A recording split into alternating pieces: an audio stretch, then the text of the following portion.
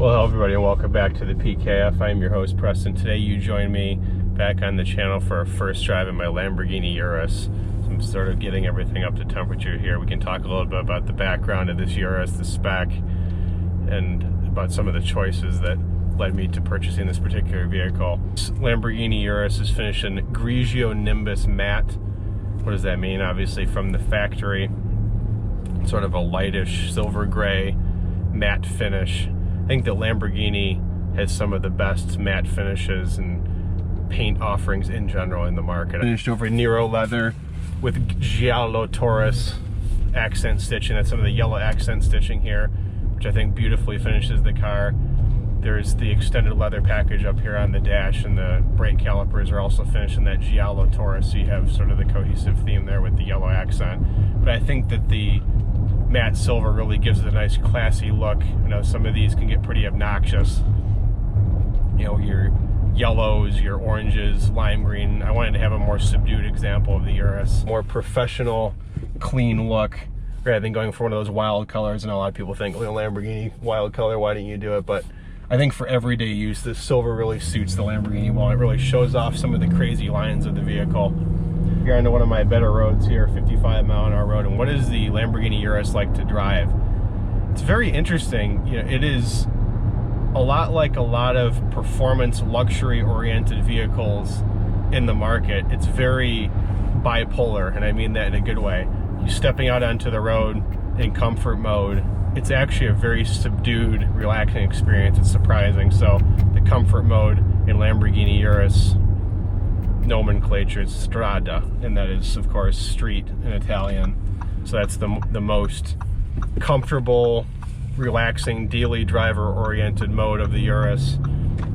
Exhaust is toned down. It's got the softer suspension. This sits on an air suspension system, which is just absolutely lovely on a daily basis, especially where I live here in Michigan, where the roads are just atrocious. You couple that with four-wheel steer. I mean, this vehicle is absolutely a monster. And driving down the road in strata, you really think this is something almost like a Range Rover or a Bentley-like vehicle. Probably not quite as plush, but it is absolutely amazing. I had the Defender V8 prior to this, as some of the repeat viewers on the channel may have seen. I traded that vehicle and sold my Jaguar Project 8 and sort of converged those two paradigms into this one vehicle. So that was sort of my thought process in getting this Urus. But it really does combine the brute performance of something like the Project 8 and the comfort of a Land Rover Range Rover product. And I think that Lamborghini absolutely nailed it when they were designing this vehicle. They knew that the use case would be for more of a daily friendly Lamborghini. Obviously looking and considering Lamborghini's historical lineup, there wasn't really necessarily a daily friendly Lamborghini. You know, when you look at things like Countach or Murcielago with the single clutch gearbox, you know, big dog leg, hard clutch, old school driving experience, which is lovely in its own right, obviously. But for a more daily drivable Lamborghini, more mainstream Lamborghini, that was really sort of the business case for the Urus. And the vehicle absolutely exploded when it came out in 2019. They actually had to build a new factory just to meet the demand of the Urus. It's still the brand's best-selling vehicle by far. I believe last time I checked the numbers that the Urus sales figures doubled the next most popular model, which is the Huracan. Introducing the Urus to some of the more twisty bits of the road here. How is it? It's just absolutely fantastic. That four-wheel steer just absolutely works magic in conjunction with the way that the Lamborghini engineers set this up dynamically with the adaptable air suspension system. Again, I'm still in strata right now. It's about 22, 23 degrees here in Michigan, Fahrenheit, so I want to be careful. I don't really want to take it into sport or Corsa necessarily, because it is a bit slippery, and going into sport does turn off the traction control, so I just want to be careful with what I'm doing here, just taking it easy.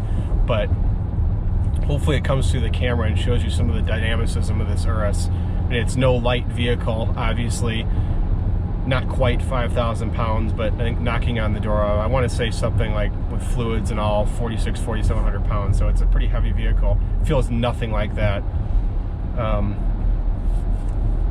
Some of the repeat viewers of the channel may have seen some of the vehicles I've owned in the past.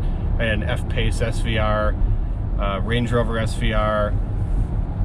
I've driven Aston Martin DBX 707. I've spent pretty considerable time with Jeep Trackhawk, and this vehicle to me blows them all out of the water. The 707 is really dynamic as well, has some of the similar characteristics in terms of the four-wheel steer and so on, but the Urus just feels much more violent, at least out the gate. Again, I'm still in the strata, and I'm just looking at the surface of the road here. There's a little bit of ice, so I want to be careful. I don't want to be going too crazy today, but just wanted to give you sort of the initial flavor of what it's like to drive the Urus. And it's absolutely terrific. Some of these roads, again, absolutely just atrocious. It's like driving on the surface of the moon, and the Urus just soaks them up so well. I'm currently running Pirelli winter tires on this with a 21-inch wheel setup. Some people may know from the factory that Lamborghini does not give you a dedicated all-season. The vehicle either comes with summer tires or super performance summer tires, and they make you either take delivery with that summer tire or go fend for yourself, or you can option an additional winter wheel and tire package from the factory. So this has the 21-inch setup right now with the winter wheel.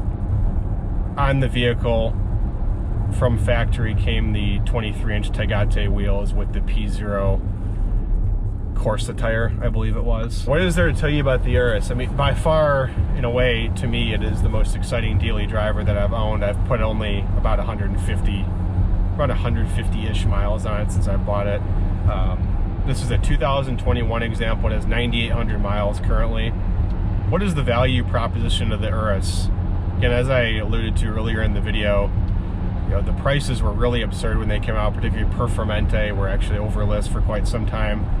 This vehicle new was very highly spec'd from the factory in 2021. It has about $60,000 plus worth of factory options on it. We were somewhere at, I think, $12,000 for the paint and $6,500 or so for the sound system. The stitching, I mean, as people know with Lamborghini, Ferrari's a lot worse about this, but with Lamborghini as well, a lot of these a la carte items, it's the way that you order these vehicles rather than package-oriented setup like we have with Ford, GM, etc. in the United States. Every little item usually tacks on quite a big price tag the more and more you go with building these vehicles, and it's very easy to get carried away. This stitching, I think, was somewhere around $3,500 on the seats, so it just goes up and up and up. You have to option heated rear seats, which is just crazy on something that starts at over $200,000. But from new, this was about a $280,000 Urus.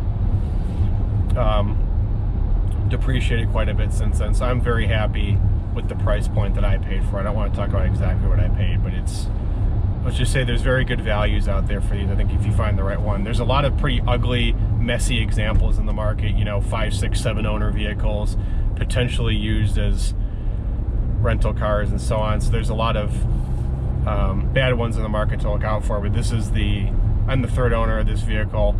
It was owned in California and Texas prior, and it's absolutely flawless basically on the exterior. Interior smells brand new. It's had all of its factory service performed at Lamborghini dealer. Just chucking around the corner here. Let's give it a go through this S curve here. Man, even in strata, steering is pretty soft in strata. Yeah, it commands so much confidence, this Urus, I'm telling you, almost, if not more than the Project 8, because you know that rear wheel steer is really going to help catapult you around the corner once you're coming through. You can really go in at some pretty commanding speeds in the corners. It's just so smooth too. There's no body roll whatsoever. It's non-existent on the exit of the curve. Dynamically, it's just super impressive. I think that Lamborghini has something really special here. The looks are subjective. I think it's a great looking vehicle. A lot of people, joke and compare it to Pontiac Aztek and stuff, but I think in this Grigio Nimbus Matt, I don't think you can really argue with that. I think it's a very beautifully designed car with all the crazy edges and sharp tones that Lamborghini likes to put in their vehicles.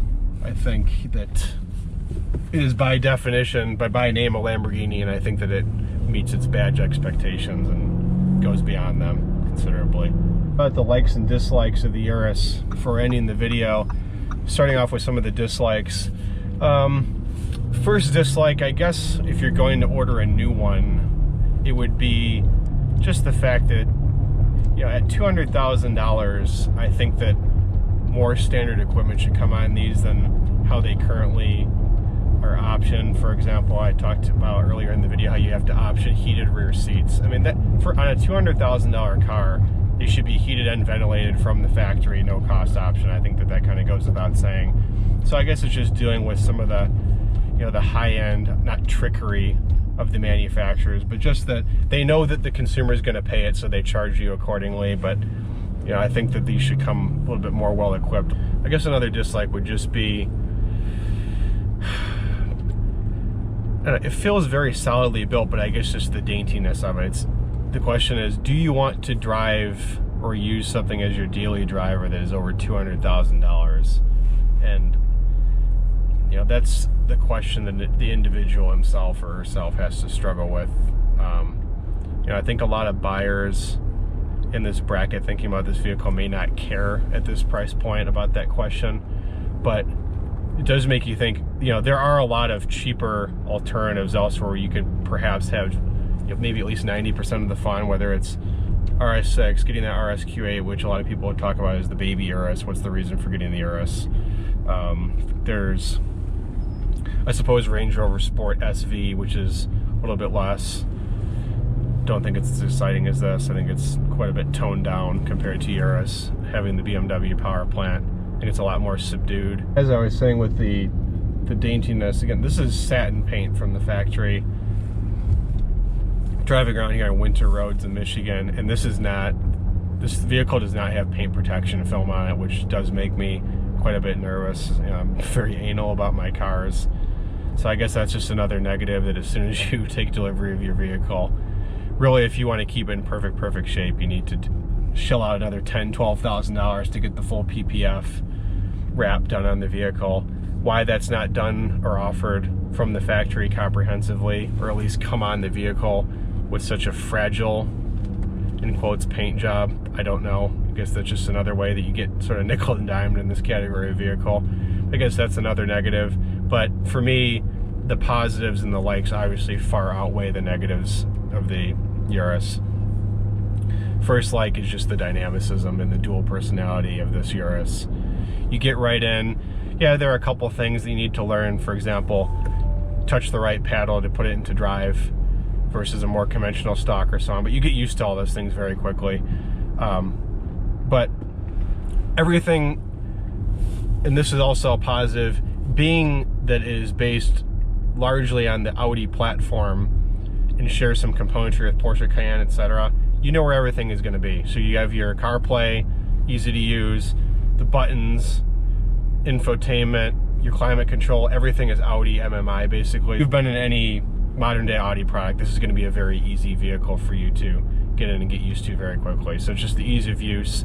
I think that's a good thing, that MMI, navigation, all that componentry is not Lamborghini, but it's, you know, it's a German product, part of the Volkswagen group, so that's a plus. But yeah, the way that this thing goes down the road, in my experience, having driven a lot of performance SUVs, even super sports sedan sports cars, this is right up there, guys. It's absolutely insane. I've been in Porsche RS cars. I owned a Project 8 Jaguar for a while, as some people on the channel probably know. I had multiple Jaguar Land Rover SV products. Been in Aston DBX 707, spent some time with that, but to me, the Urus blows all those away. It's a Lamborghini, right? It should. It is definitely the Lamborghini of SUVs. Lamborghini calls it as the only super SUV in the world, and I do think that it lives up to that moniker. And outside the way that it goes down the road, I think that the looks are awesome. I don't think it looks like anything else. I don't think that anybody's gonna mistake this for a base Porsche Cayenne. I think it's exciting. It gets people in a good mood when they see it. You know, you love the look on people's faces when they see it. It gets a ton of attention Obviously, whether you like that or not, that might be a positive or a negative for you. I think that most people that purchase a Lamborghini know that the attention is going to come with the territory, but it's always positive attention in my experience, right? I mean, you have kids giving you thumbs up, you know, it just makes people smile. And I think that when Ferruccio Lamborghini designed his vehicles, I think that he had that in mind. It's about fun, it's about pleasure. And the good thing with this Urus is that you can have that fun and pleasure while making it a daily rewarding experience, and it's not going to be a headache with a single clutch getting 8 miles per gallon. You can really take out this Urus every day, enjoy it, and exploit the performance, and that's what I love about the Urus so much, I think. The conclusion on the Lamborghini Urus just in this quick test drive, absolutely love it. I plan on keeping this for quite a long time, and I'm really, really excited now. It's my first Lamborghini. But thank you very much for tuning back into the channel. I'm your host, Preston. Thanks a lot for joining me on this drive in my Lamborghini Urus. I'm gonna make some more content on this to come. I just wanted to give you sort of my first driving impressions of the Urus. Had it for a couple weeks now, and be back with some more content soon. So thanks a lot for watching, and Happy New Year.